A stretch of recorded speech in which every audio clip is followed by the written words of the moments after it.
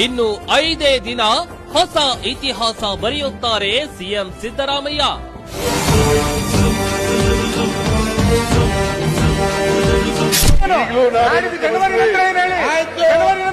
ಮುಖ್ಯಮಂತ್ರಿ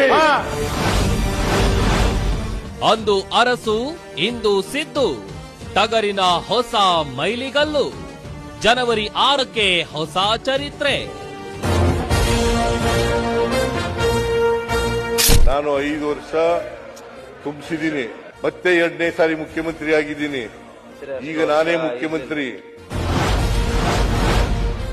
zero to hero, lawyer to leader, complete journey.